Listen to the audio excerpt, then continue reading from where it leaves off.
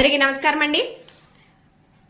పెళ్ళై 7 సంవత్సరాలు భర్తతో కలిసి కాపురం చేసిన భార్యకు మాత్రమే విడిపోయేటప్పుడు భరణం అడిగే అవకాశం పొందే అర్హత ఉండేలా ఓ చట్టాన్ని తీసుకురావాలని చెప్పి MDLRF అనే సంస్థ కేంద్ర ప్రభుత్వానికి ఒక లేఖ రాయడం జరిగింది.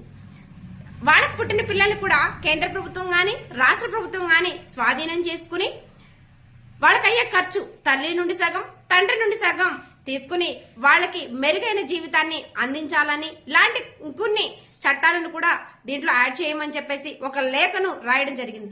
ఈ లేఖ రాయడం వెనకాల ముఖ్య ఉద్దేశం ఏంటి అంటే, ప్రపంచ దేశాలకి ఎంతో ఆదర్శవంతంగా నిలిచిన భారత వివాహ వ్యవస్థ నేడు అస్తవ్యస్తంగా తయారైంది.